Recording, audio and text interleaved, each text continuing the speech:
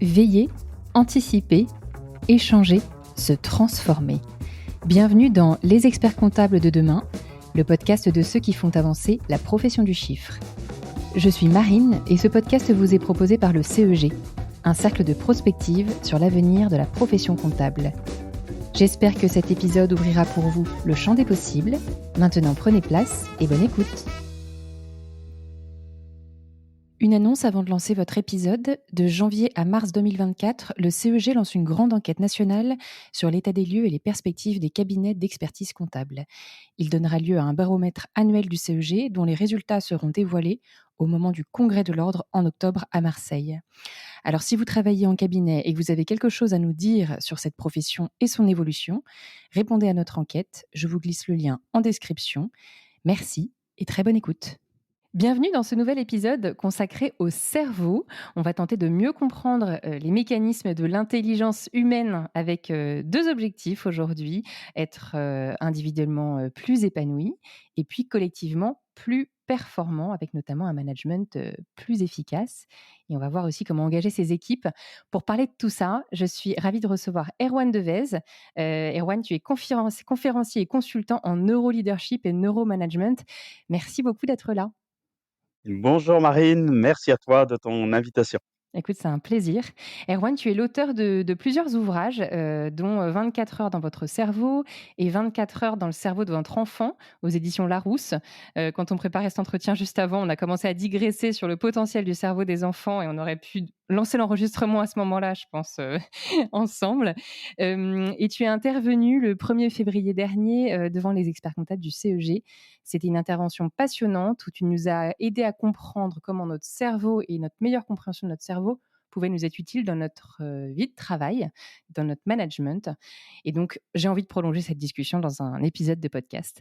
Erwan, pour commencer, on va aller directement dans le sujet, puis après, tu nous raconteras un peu ton parcours. Mais qu'est-ce que c'est ces neurosciences dont on parle beaucoup? Et du coup, qu'est-ce que c'est aussi le neuromanagement, le neuroleadership sur lequel tu interviens? Oui, alors merci encore de ton invitation. Effectivement, c'était un grand plaisir d'intervenir auprès du CEG à Lyon la semaine passée. Alors, qu'est-ce que le neuromanagement? C'est très simple. Tous les jours, quand vous êtes manager, quand vous êtes leader, vous devez décider, vous devez motiver, vous devez coopérer, vous devez innover. Tout un ensemble en fait de fonctions, et bien évidemment, qui vont nécessiter un bon fonctionnement de votre cerveau. Et donc, il est essentiel et surtout dans le monde d'aujourd'hui qui est tout sauf simple, il est essentiel de mieux comprendre d'abord les principaux, registres du fonctionnement cérébral et puis ensuite évidemment d'essayer de mettre son cerveau dans les meilleures dispositions pour faire tout cela tous les jours, 365 jours par an. Donc voilà ce qu'est le neuroleadership, le neuromanagement, c'est-à-dire l'application très concrète, très terrain de tout ce que l'on sait sur le fonctionnement du cerveau pour mieux travailler avec ces 2 dimensions que tu as rappelées en introduction, l'épanouissement, personnel et la performance individuelle et collective. OK. Et alors toi, comment est-ce que tu es arrivé à t'intéresser à ce sujet? C'est quoi le parcours? Tu nous en as parlé à Lyon, mais j'ai envie que tu nous le racontes aujourd'hui dans le podcast. Pourquoi tu en es venu à t'intéresser à ce sujet? Alors il y a eu plusieurs étapes. Bon d'abord tout ce qui a trait à la neuropsychologie a toujours été, pour moi un objet d'intérêt, voire même de fascination. J'ai dans une première partie de ma vie, j'ai eu le privilège de travailler pour la Croix-Rouge internationale comme négociateur. Donc je négociais avec, des autorités politiques, militaires, des milices, des mafias, des services secrets et cetera, D'accord. pendant, presque une dizaine d'années aux 4 coins de la planète, de l'Afghanistan à l'ex-Yougo, du Kosovo à la Somalie et cetera. Donc tu comprends que dans ces univers de négociation, évidemment, il faut essayer de comprendre l'autre. Il faut essayer de comprendre la perspective de l'autre, en particulier quand cette perspective est très éloignée de la sienne. Donc l'approche neuropsychologique est absolument essentielle, au travers de ces voilà, de ces centaines, de ces milliers de négociations que j'ai dû mener ici et là pendant 10 ans, évidemment que, le cerveau n'était jamais bien loin. Mmh. Et puis, un autre événement a été un déclencheur, il y a 11 ans exactement, j'ai eu une lésion au cerveau à la suite d'une opération qui a mal tourné, une opération chirurgicale, au niveau de l'oreille interne qui a mal tourné et je me suis retrouvé, d'une heure sur l'autre, c'est-à-dire le temps de l'opération, dans une situation évidemment, très, fragilisée. C'est-à-dire que mon système de l'équilibre a été, lésé, a été endommagé. Donc là, ben, pas le choix. La première chose en bon résilient, la première chose que j'ai dite à mes médecins: «Expliquez-moi, j'ai besoin de comprendre pourquoi, je ne peux plus marcher, pourquoi je ne peux plus, faire tout ce que je faisais avant.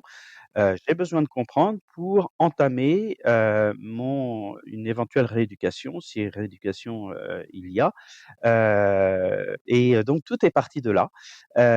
Donc j'ai potassé, j'ai travaillé, alors au début à la mesure de mes moyens physiques, hein, parce que Oui, j'étais diminué, extrêmement diminué et puis, j'ai fait donc travailler, cette fameuse neuroplasticité en moi, c'est-à-dire et ça c'est le concept, essentiel en fait des neurosciences, nous avons tous en nous la capacité de reconfigurer nos circuits cérébraux, ou les élargir, de les agrandir d'une certaine façon, c'est-à-dire d'opérer de nouvelles connexions. Alors par contre, il faut des conditions pour cela. Il faut être, curieux des choses, il faut être ouvert, il faut être prenant. Ça, c'est un défi essentiel de notre monde actuel, c'est-à-dire le monde des sachants, il est terminé. mmh, Si vous êtes dans une posture de sachant, contrôlant, c'est comme ça et c'est pas autrement, j'ai travaillé comme ça pendant 20 ans, il y a aucune raison que je change, et bien, vous n'allez pas être en capacité de comprendre, ce monde si imprévisible et si complexe. Si en revanche, bah, finalement vous endossez les vêtements d'apprenant permanent, c'est-à-dire ben, moi, je vais apprendre toute ma vie. Ce que je sais aujourd'hui est utile, mais peut-être pas suffisant. mmh. Donc je vais me nourrir des autres, je vais apprendre. Et bien, dans ce cas, vous renforcez votre cerveau, vous, décuplez ses capacités et bah, c'est évidemment le meilleur service à vous rendre et à rendre à votre entreprise. Ouais, je comprends. Donc c'est cette notion de cerveau apprenant, c'est aussi parce que intrinsèquement, il y a un nombre d'incertitudes dans la vie et notamment dans la vie professionnelle qui s'imposent à nous. Je fais le lien avec, les experts comptables qui sont un peu notre terrain de jeu. C'est une profession qui fait face à beaucoup de défis aujourd'hui. On a l'intelligence artificielle qui plane, où on leur dit que, il y a énormément d'actions qu'ils mènent qui vont pouvoir être, remplacées par l'intelligence artificielle. Il y a la question du recrutement qui est très délicate. Il y a la facture électronique qui est un peu le grand projet phare de transformation de la profession qui en plus s'est décalé. Donc tout ce qui était devenu un peu des certitudes à court terme s'éloigne vers du moyen terme. Il y a toutes les mutations du monde du travail, enfin beaucoup de choses. Et là, je vais rebondir sur une citation que tu avais partagée à Lyon qui m'a vraiment marquée. C'est une citation de Marie Curie, si je me souviens bien. Oui. Je vais la donner à nos auditeurs parce que je pense que c'est vraiment un cadeau. Rien dans la vie n'est à craindre, tout doit être compris. C'est maintenant le moment de comprendre davantage afin de craindre moins. Et je trouve ça magnifique. Tout est là. Elle a écrit ça il y a une centaine d'années. On a l'impression que ça aurait pu être écrit avant-hier. Tout est là parce que finalement, c'est une question d'état d'esprit, de mindset comme disent les anglo-saxons. Et c'est vrai que la profession expert comptable, elle est au cœur de tous ces changements. Alors là, vraiment aux premières loges, Oui. comme tu l'as rappelé, changements réglementaires, arrivée fracassante de l'IA et cetera. Donc ce métier est en train de se réinventer totalement. Donc, il y a 2 options.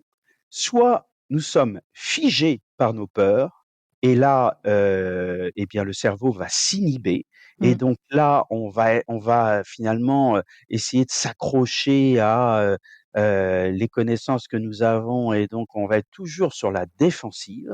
Mmh. Soit au contraire, on va vers la compréhension. Et on se dit: «OK, c'est pas simple». Il s'agit pas d'être naïf et de se dire: «Non, non, tout va très bien». Bah non, non, il y a Mmh. des questions, il y a des points. Mais il s'agit de se dire: «OK, comment je vais m'adapter à ce monde de demain, qui est à la fois passionnant et à la fois, inquiétant. Donc on n'est ni dans le déni, ni dans, la diabolisation, mais on est dans la compréhension. Parce que la compréhension est le premier acte, en fait, pour une évolution, possible. Tout à l'heure, quand je t'ai parlé de ma lésion au cerveau, j'ai fait exactement la même chose. C'est-à-dire qu'avant de me mettre dans une posture d'acteur, de ma propre rééducation, beh, il a bien fallu que je comprenne Mmh. ce qui m'arrivait, pourquoi c'était comme ça, ce que je pouvais éventuellement faire, et cetera. Et donc il faut aller et cet acte en fait, c'est presque un acte militant, mais, c'est cet acte militant de vouloir comprendre, se comprendre soi et comprendre l'autre, il est à la base de tout. Et ensuite, une fois que, on a des clés de compréhension, eh bien, on évidemment, c'est l'action. C'est on y va, et on relève ses manches pour aller relever les nombreux défis qui sont devant nous. Et moi, c'est ce que j'adore dans la profession expert comptable. J'ai je l'ai dit la semaine passée, mais moi, je alors moi, c'est pas mon monde à la Ouais. base. Mmh. Moi, l'administratif, le financier et cetera, c'est pas tout à fait mon voilà, mon domaine de compétences, même, loin s'en faut. Mais j'avais donc, comme beaucoup de Français, j'avais une image totalement erronée, stéréotypée, idiote, de la profession des experts comptables. Et puis, j'ai appris à vous connaître. Ouais. J'ai appris à, connaître quelques experts comptables pour mon activité déjà, mais aussi, au travers d'interventions. Et je me suis rendu compte que j'avais affaire à des gens extrêmement ouverts, extrêmement curieux et extrêmement apprenants.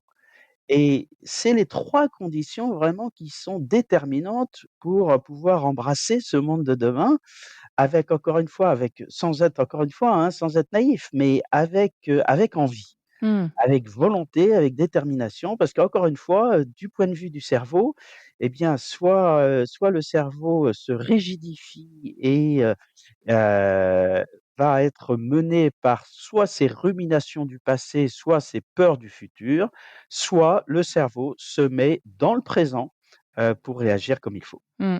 Et il y a une dimension aussi, que tu as partagée et que j'ai trouvée vraiment, très forte, c'est la notion d'émotion. On a tendance à souvent se dire: «Non, non, au travail, les émotions n'ont pas leur place, c'est pas professionnel», et a fortiori dans une profession, je pense, d'expert comptable, où, sans les caricaturer, ce sont des gens, qui ont une certaine, un esprit assez pratique, assez, ils travaillent sur des faits objectifs, des données, légales, financières. Hem, eh bien, j'ai l'impression quand même que l'émotion a sa place, si je me trompe pas, hein, c'est ce que tu nous as expliqué. Bien sûr, les émotions sont au cœur de tout. Vous recevez un stimuli, vous regardez quelque chose, vous entendez quelque chose, vous touchez quelque chose, tout de suite, l'information, en fait, le stimuli va aller au cœur du cerveau émotionnel en 1 à 2 dixièmes de seconde. Il sera ensuite traité éventuellement par la partie rationnelle de votre cerveau. Je dis éventuellement parce que si vous êtes en hyperstress chronique, si vous êtes complètement à la ramasse, pardonnez-moi de Mmh. l'expression, mais c'est compris par tout le monde. Ouais. Eh bien, dans ce cas-là, vous aurez une suractivation émotionnelle qui bloquera le fonctionnement rationnel. C'est-à-dire que vous ne serez plus en capacité de réfléchir, de pondérer, d'analyser et cetera. Donc il faut remettre, en fait, les émotions à leur juste place, c'est-à-dire c'est pas soit la raison, soit les émotions comme souvent on le dit en France, parce qu'il y a aussi une dimension, socioculturelle derrière, l'appréhension des émotions, hein. On ne vit pas ces émotions de la même façon que l'on soit en France, que l'on soit aux États-Unis ou en Asie. Donc il faut remettre en fait les émotions à leur juste place, c'est-à-dire qu'elles sont absolument essentielles à la raison et Mmh. c'est pas l'un ou l'autre, c'est l'un et l'autre. D'accord, Les et c'est même l'un émotions avant l'autre, si je comprends et bien? c'est l'un avant l'autre, Ouais, absolument, ouais, absolument. OK. Donc quand moi j'entends par exemple, j'entends encore alors un peu moins maintenant parce qu'on monte un petit peu en connaissance, mais parfois j'entends des dirigeants me dire: «Non, non, moi je fais abstraction de toutes mes émotions, je suis un être rationnel qui doit prendre des décisions rationnelles». eh bien, c'est une absurdité. Mmh. Il est absolument impossible du point de vue, neuroscientifique de faire abstraction de ces émotions et puis c'est même une très grande erreur. On sait par exemple en neuropathologie que quand vous avez, un dysfonctionnement émotionnel, par exemple vous avez eu un accident de voiture et le système émotionnel a été endommagé, eh bien vous commencez à prendre des décisions absurdes. Oui. Donc ça montre bien que la coloration émotionnelle est nécessaire à la bonne prise de décision. Mmh. Donc arrêtons d'opposer les émotions à la raison et jouons au contraire la position. C'est pas ou, c'est et.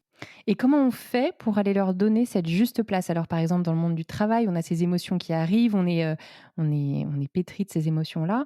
Monde du travail ou pas, parce que je pense que tout se mélange dans nos vies, on est des êtres, unifiés, hein, donc comment est-ce qu'on on fait ce ménage? J'ai bien aimé l'expression que tu as donnée, à Lyon, des émotions pour, mieux les voilà, les ordonner et être du coup plus en capacité de poser ensuite des décisions, rationnelles, raisonnables et bonnes décisions. Comment on fait? Alors le mot-clé, c'est la préparation. Mmh. C'est-à-dire que souvent, on a tendance à ne réagir que sous, la pression. C'est-à-dire quand on va vraiment mal, pour être très clair. Mmh. Avant, on considère que bon, bah, si ça va à peu près, il y a aucune raison de s'occuper de ses émotions ou de soi ou de son fonctionnement cérébral ou neuropsychologique et puis c'est quand on est, acculé, c'est quand on est dans les cordes que là, on se dit: «Oh, il faut que je fasse quelque chose». Bon, malheureusement, c'est un peu tard. Mmh. Heu et tout l'enjeu et alors là, c'est le spécialiste des situations de crise là qui va reprendre Ouais. un peu sa casquette, d'ex-humanitaire en guerre, c'est la préparation. C'est-à-dire qu'on va préparer son cerveau pour le mettre dans les meilleures dispositions pour gérer ses émotions. Alors d'abord pour les identifier, parce que souvent, ben, ça se bouscule au portillon, hein. Quand on est en hyperstress chronique, on est bombardé de plein d'émotions différentes, de colère, de tristesse, et cetera. Donc la 1re des choses, c'est d'essayer de mieux les analyser, les comprendre, les accepter aussi, parce que souvent on veut on les refoule parce qu'on se dit: «Non, j'ai pas envie d'être faible, j'ai pas envie d'être ceci, j'ai pas envie d'être vu, comme quelqu'un, tributaire de ses émotions». On est, surtout dans notre monde actuel, on est très attaché à notre image et au regard, de l'autre. Donc là, il s'agit de faire vraiment ce travail sur soi, de meilleure compréhension de son système émotionnel. Ensuite, heu, il faut travailler dessus. Des exercices de respiration, de méditation, de cohérence cardiaque, des exercices aussi de métacognition. Alors c'est un OK. drôle de mot, ça Qu'est-ce veut que dire, c'est? et ben, en fait, ça revient à s'observer davantage quand on pense, quand on décide, quand on agit. Alors, non pas s'observer pour, dans un exercice narcissique, hein, ou dans un exercice de se dire: «Je suis le plus nul de la planète», pas du tout. On va s'observer comme un chercheur, en fait, observerait un sujet d'expérimentation. On va se dire: «Tiens, ben, dans telle situation, souvent je dysfonctionne», Mmh. ou à l'inverse, dans telle situation, là, je suis plutôt performant. Et donc on va régulièrement, hein, là c'est un travail au long cours, s'observer pour mieux se comprendre, mieux se connaître, mieux anticiper aussi ses éventuelles réactions, et ses éventuels dysfonctionnements. Je te donne un exemple très Vas-y. pratique. Quand on est sous l'effet de la colère, vous recevez, une information, un mail, qui vous énerve, vous recevez un coup de téléphone qui vous énerve et cetera. Eh bien, vous avez toutes les chances au niveau cérébral, en fait, de voir cet énervement, cette suractivation émotionnelle, heu déconnecter, le cerveau rationnel, c'est-à-dire les lobes frontaux. C'est ce qu'il y a derrière votre front. Donc c'est absolument pas le moment de faire quelque chose, de décider, de réagir, parce qu'en général, on va surréagir. Oui. Et on va donc, emporté par la colère, emporté par la tristesse et cetera, dire des choses que, on va vite regretter et donc on va perdre beaucoup de temps, on va perdre beaucoup d'énergie parce que, tout le eh bien, malheureusement, les torts que l'on va causer en n'étant pas en mesure de réagir comme il faudrait, eh bien évidemment ça il va falloir ramer derrière, pour, récupérer la situation. Donc une meilleure connaissance de soi, c'est aussi un exercice d'humilité. C'est-à-dire se dire: «Eh bien, en ce moment, dans cette situation particulière, je ne suis pas, au summum, je ne suis peut-être pas en capacité, d'interagir ou de bien décider, donc je vais prendre un petit peu de temps Mmh. sur moi, de réflexion». Ce faisant, on permettra au cerveau de la raison de revenir dans le dispositif cérébral. Et donc, bien, prendre quelques heures ou prendre une nuit, nous permettra, de, faire les choses avec un petit peu plus de pertinence et de justesse. Donc décaler dans le temps, c'est un conseil que tu donnes quand l'émotion est trop forte? Décaler la réponse dans le temps? A priori, quand c'est pas urgentissime, il faut, se laisser le temps pour, redescendre Oui, et oui, oui, oui, parce qu'on est otage mmh, de, notre fonctionnement neuropsychologique dans ces moments d'hyperstress ou, de gestion émotionnelle un peu mmh, difficile. Donc on n'est plus en mesure de prendre les bonnes décisions. Un OK. autre conseil pratico-pratique, il en est de même au niveau physiologique. Par exemple, quand on est fatigué, quand c'est la fin de la journée ou quand il est 12:30 et qu'on a faim. Tout simplement. Ce sont des moments où on est vulnérable. Ce sont pas des moments où on va prendre les meilleures dispositions et les meilleures décisions. Donc il faut apprendre à se connaître et c'est vraiment du 360°, hein. Ça fait référence évidemment à des dimensions, physique, psychologique, il faut apprendre à mieux se connaître pour, tu sais, c'est un peu comme un pilote. Le pilote d'un avion, il a son cockpit devant lui et il doit agir sur différentes dimensions, pour, bien, mener à bord, enfin bien mener, à destination son avion. Eh bien, Mmh. c'est la même chose avec notre cerveau.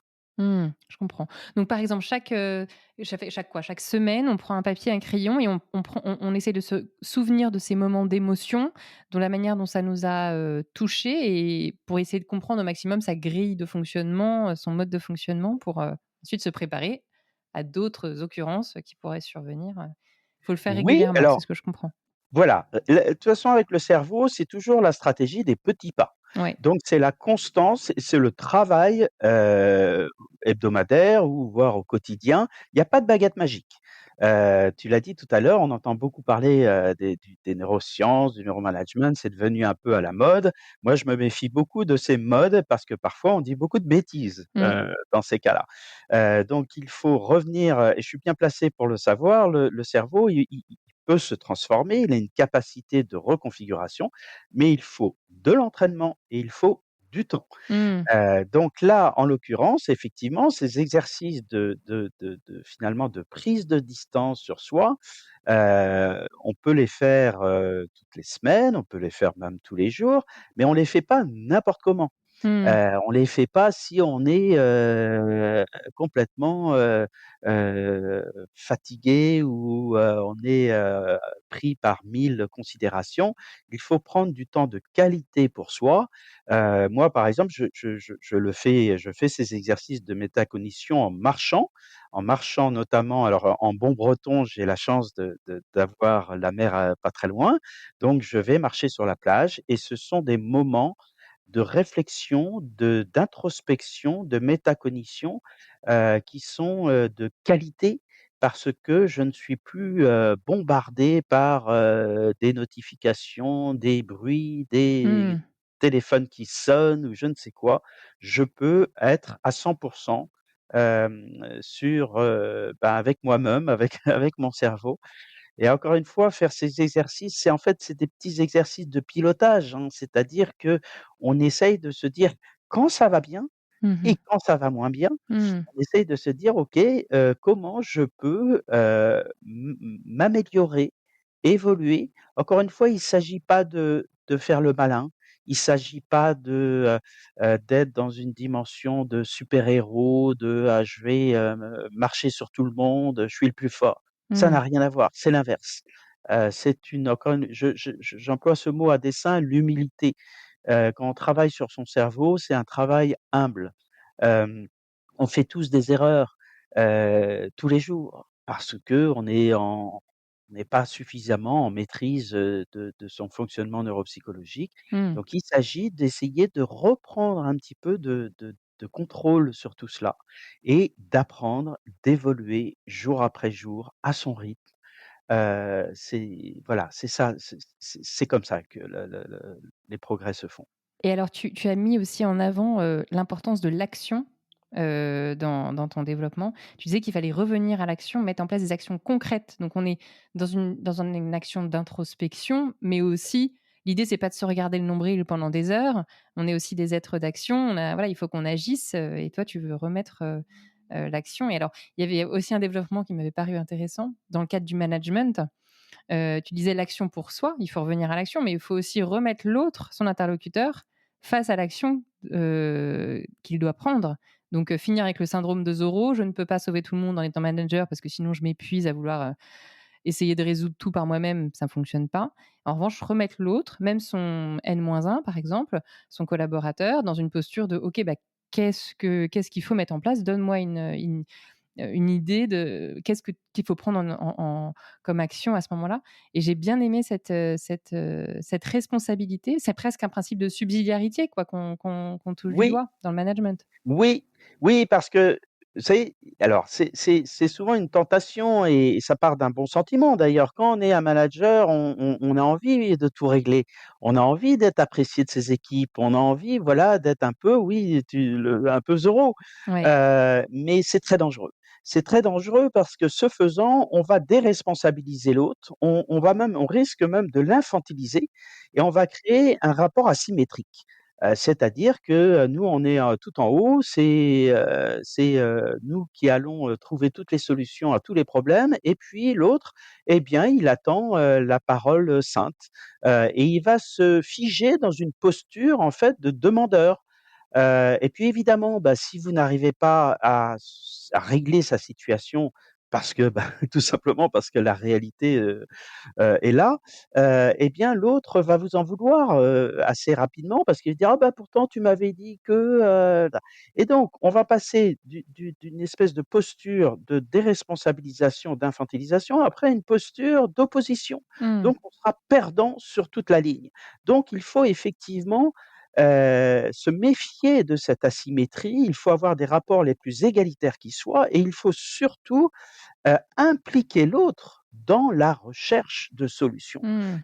Il y a un problème, parfait, j'ai compris, on va pas, non plus en discuter pendant 107 ans, j'ai compris la nature du problème.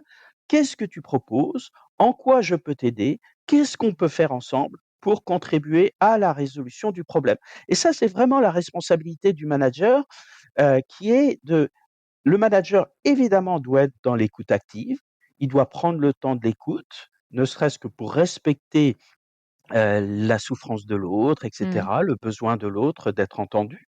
Mais très rapidement, il doit après réorienter la discussion sur l'action. Parce que si c'est simplement le bureau des pleurs éternellement, on ne rend ni service à l'autre, ni à soi. Mmh. La relation va être catastrophique. Mmh. Donc il faut réorienter vers l'action et comme tu le dis si justement, l'action à la fois à court terme, parce que le cerveau a besoin comme ça de récompenses, à très court terme, de shoot de dopamine, là c'est de la neurobiologie et à moyen long terme, parce qu'on ne peut pas tout régler d'un seul coup de baguette magique. Donc Mmh. il faut toujours travailler sur ces 2 dimensions temporelles. Le très court terme pour avoir des petites récompenses, satisfactions, on reconnaît, on se dit: «Super, on a réussi à faire ça, on va passer la marche du dessus» et puis le moyen long terme dans une logique de développement stratégique évidemment, il faut aussi un peu de stratégie, Bah, quand ouais. on mène des organisations. Il y a une citation aussi que tu avais, on passe de Marie Curie à Mike Horn. Alors c'est très, éclectique comme panel de citations. Donc l'aventurier Mike Horn que beaucoup connaissent, et ça j'ai adoré, cette citation, je vais la donner: «Pour se mettre en marche, il suffit d'avoir 5 des réponses à ces questions. Les 95 restants viennent le long du chemin. Ceux qui veulent 100 des réponses avant de partir restent sur place». Et ça, j'ai trouvé ça Oui. hyper marquant comme phrase. Et puis ce qui est toujours intéressant, et c'est bien l'intérêt des neurosciences appliquées, c'est que ça fait référence alors là à un processus, neuro qui est très connu. Le cerveau est une machine à combattre les incertitudes. Mmh. C'est-à-dire que le cerveau, toute la journée, consciemment et inconsciemment, il va détecter les menaces. Il est fait pour ça. C'est sa mission, depuis des centaines de milliers d'années. La mission du cerveau, c'est d'assurer la survie de l'espèce. Donc, il va détecter des menaces ici et là, et il veut avoir, d'une certaine façon, le cerveau, il veut avoir la fin du film avant le début. Mmh. Donc quand on se lance un projet, vous êtes en charge de votre cabinet, vous dites: «Tiens, il faudrait peut-être que je me développe, on a beaucoup de demandes et cetera. Est-ce que je vais, agrandir, mes effectifs? Mais j'ai des problématiques de recrutement, le bassin d'emploi, blablabla». Et donc, souvent ce qui nous fige en fait, hein, ce qui fait que finalement on ne fait rien, c'est que, eh bien, on n'a pas, la réponse à l'ensemble de nos questions, Mmh. et c'est très déstabilisant pour le cerveau. Ça va le mettre en situation un peu inconfortable, Mmh. et donc le risque derrière cela, c'est la procrastination, c'est-à-dire comme je n'ai pas toutes les réponses à mes questions, je décide de ne pas décider, ce qui est une forme de décision au passage. Mmh mh. Donc il faut lutter un peu contre soi-même, c'est-à-dire qu'il faut avoir d'abord, il faut connaître cette dimension du fonctionnement cérébral, se dire: «C'est normal, là mon cerveau va commencer à bugger un peu, il Mmh. va commencer à être un petit peu, c'est tout à fait normal parce qu'il va pas bien vivre le fait, que je n'ai pas toutes les réponses à mes questions». Mais c'est normal, c'est ainsi, et donc il faut que je me mette dans l'action, dans l'engagement actif, comme on dit en neuropsychologie, pour, justement essayer, d'avoir un petit peu plus, pour que le ciel en fait, se décharge un peu de tous ces nuages, de ces zones d'incertitude, et il n'y a que l'action qui va apporter des éléments de réponse, Mmh. au fur et à mesure. Donc il faut y aller, il Mmh. faut y aller, il faut agir, et en plus l'avantage de l'action, c'est que vous allez diminuer de facto, quasiment, dans la journée, vos niveaux de rumination, du passé et de projection anxiogène du futur, OK. parce que votre cerveau sera concentré sur ce qu'il a à faire, sur Mmh. l'action. Mmh. Je comprends.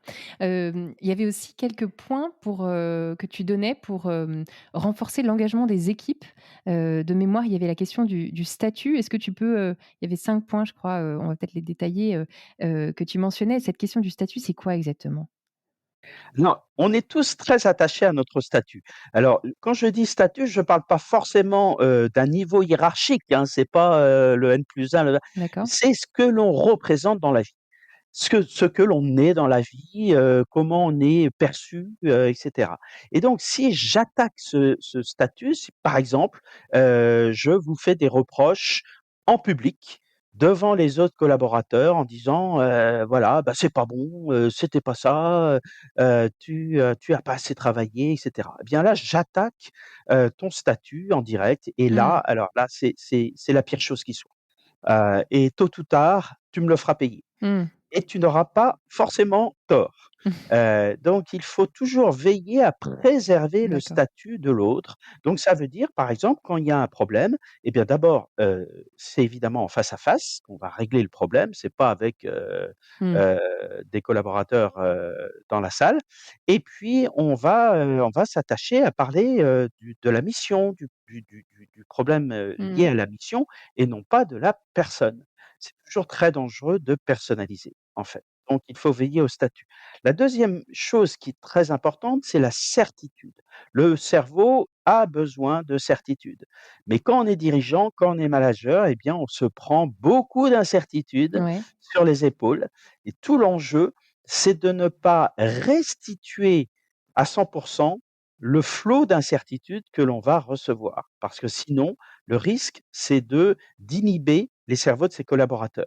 Donc il faut en dire sans trop en dire.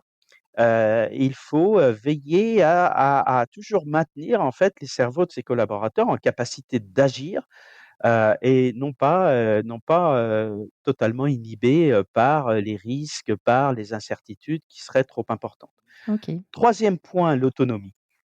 nous avons tous un besoin d'autonomie. Alors avec des évidemment avec des différences interindividuelles. Il y a des gens qui ont travaillé d'une certaine façon pendant 10 ans, 20 ans, 30 ans, sans prendre beaucoup d'initiatives, sans avoir beaucoup d'autonomie et donc c'est très, déstabilisant tout d'un coup de leur dire: «Bon, bah, à partir de maintenant, c'est open bar». Ouais.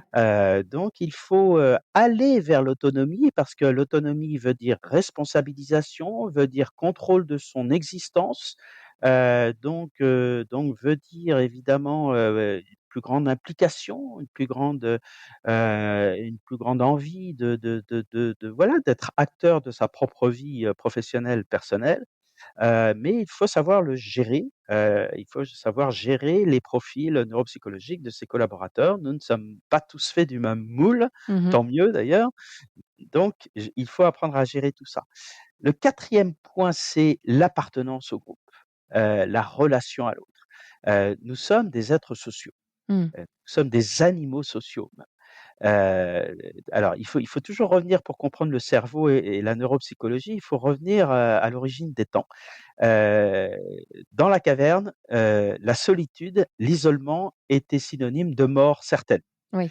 Donc nous avons appris, pour nous en sortir, pour survivre, à coopérer. Donc nous sommes de ce point de vue-là, nous sommes des êtres de coopération. Après, évidemment, nous avons des profils différents. Il y a des gens qui sont plus ou moins extravertis, introvertis, solitaires, mais cette appartenance quand même, alors l'appartenance, elle peut être l'appartenance, à la planète, l'appartenance à une nation, l'appartenance à une entreprise, l'appartenance à une équipe, Mmh. l'appartenance à une famille, à une toutes ces dimensions d'appartenance sont extrêmement importantes et il faut donc, bah, il faut les travailler parce que ça va pas de soi et aussi un point aussi très important en management, quand tout va bien, le risque, c'est de se dire: «Bah, voilà, c'est acquis, tout va très bien et tout ira très bien». Eh bien non. Mmh. Rien n'est figé dans les relations humaines. Il suffit qu'un élément, d'une équipe s'en aille, un nouveau, arrive et bah, tout de suite, il y a un nouvel équilibre à trouver, ce qu'on appelle l'homéostasie, hein, c'est-à-dire qu'on est toujours en équilibre instable. Et donc il faut faire attention, évidemment, quand ça va pas, il faut évidemment être très, très vigilant, mais il faut aussi être aussi vigilant quand tout va bien. Mmh. Parce que c'est pas parce que ça va bien au jour J que, tout ira très bien au jour J+1. Donc il faut toujours, surtout quand on est dirigeant ou manager, il faut toujours avoir comme ça cette, lecture des signaux faibles, cette attention à l'autre. Il faut avoir aussi des retours, de la part de ses collaborateurs et des retours évidemment, sincères. Mmh. Donc il faut créer aussi l'environnement pour cela. Pour ça que souvent, par exemple, nos dirigeants et en politique, on le voit très bien, eh bien, comme ils s'entourent de personnes qui jamais ne vont leur dire les choses, et de façon sincère et réelle, eh bien, ils sont vite, déconnectés et donc ils vont prendre des décisions où ils vont commencer à dire des choses qui, ben, sont complètement, à côté de la plaque. Mmh. Donc ça, c'est un point important et puis la dernière dimension dans le, neuromanagement, c'est la question, du franc jeu. C'est-à-dire alors, le franc jeu, c'est finalement, c'est de dire, «Je fais ce que je dis ce que je fais, j'ai pas 36 agendas, j'ai pas 36 discours en fonction de qui est en face de moi». Et c'est très différent le franc jeu de la transparence. On est dans notre société, un peu sous le joug de la tyrannie de la transparence. On dit toujours: «Ah ah oui, tout le monde doit tout savoir sur tout, il y a» en fait non, non, c'est pas un besoin du cerveau. Mmh. D'abord, premièrement, on a trop d'informations à traiter aujourd'hui. Donc notre cerveau bug. Il a beaucoup trop d'informations, de sollicitations, de notifications et cetera à droite, à gauche. Il y a un moment, il y a un effet de trop plein. On appelle ça l'infobésité. Donc aujourd'hui, il vaut mieux aller dans le sens inverse, c'est-à-dire essayer de rationaliser tout ça. Tout le monde n'a pas besoin de tout savoir sur tout dans une entreprise ou dans un cabinet d'experts comptables. Il faut aller vers l'information utile. Mmh. Et le cerveau n'a pas besoin de tout savoir, au contraire, ça l'encombre. En revanche, le cerveau dans la construction notamment où N+1 est à la hiérarchie, il a besoin, d'être en zone de confiance. Donc, il faut effectivement, vous savez, le franc jeu, en fait, l'honnêteté intellectuelle, c'est, le fondement de la confiance, de la relation à l'autre. Donc ça, c'est très important. Ça signifie aussi parfois, pour un dirigeant ou un manager de dire: «Je ne sais pas». De dire: «Ben, au jour d'aujourd'hui, tu me poses une question, eh bien, je ne sais pas». Alors évidemment, on va pas dire: «Je ne sais pas», toutes les 3 heures à ses collaborateurs, parce qu'on va perdre en crédibilité. Mais de temps en temps, on peut dire: «Je ne sais pas». De temps en temps, on peut aussi dire: «Ben ouais, c'est pas facile. C'est pas facile pour moi non plus». Heu Pendant le covid, par exemple, moi, j'incitais beaucoup les dirigeants et les managers à dire à leurs troupes: «Bah, c'est pas non plus aussi simple que ça pour moi». Mmh. Parce que ce faisant, quand on exprime comme ça sa vulnérabilité, sa fragilité, eh bien, on ouvre les portes. On permet à l'autre d'en faire de même. Et donc on n'est plus sur le registre de Zorro ou de Superman, qui n'a rien à voir avec la vie réelle. On est sur un registre de sincérité. Mais encore une fois, à bon escient, parce que quand on est leader et manager, il y a quand même aussi une notion, d'exemplarité. Il y a quand même une notion, voilà, donc exprimer sa sincérité, sa vulnérabilité, c'est bien, mais point trop n'en faut, parce que sinon on va perdre en légitimité. Merci Erwan pour ces conseils, passionnants. J'aurais aimé, pouvoir prolonger, mais là on a un épisode, qui se termine bientôt. Je te remercie vraiment pour cet échange, tous ces bons conseils que tu nous as donnés, cette super intervention à Lyon et je pense que nos auditeurs auront, apprécié toutes tes paroles d'aujourd'hui. Merci beaucoup Marine, et encore une fois, un petit mot pour la profession. Oui. Bravo! Franchement bravo pour ce que vous faites. La profession expert comptable est vraiment évolue et va évoluer de façon extraordinaire. Moi, je vois beaucoup d'opportunités, en fait, dans ces évolutions, notamment, dans, le bon usage des différentes formes d'intelligence. L'intelligence artificielle va vous permettre de gagner du temps. L'intelligence artificielle fait déjà un certain nombre de fonctions qui étaient peut-être pas les fonctions les plus passionnantes du monde, donc tant mieux. Mmh. Et ce temps, vous allez pouvoir le récupérer pour l'investir justement dans les dimensions de l'intelligence humaine, Mmh. dans la relation à l'autre, dans votre adaptation au monde de demain, dans, toutes ces dimensions, relationnelles, émotionnelles dont on a parlé. Donc c'est une chance fantastique, Bon bah, c'est super. fantastique, saisissez-la. Merci Erwan pour ces encouragements. Je pense que ça fera chaud au cœur de tout le monde et à moi en premier. Donc un grand merci pour ces mots. À bientôt Erwan. À bientôt, merci Ciao, au beaucoup. revoir. Au revoir. Merci pour votre écoute. Si cet épisode vous a plu, n'hésitez pas à le partager autour de vous. Pensez à vous abonner sur les plateformes d'écoute pour découvrir de nouveaux contenus exclusifs.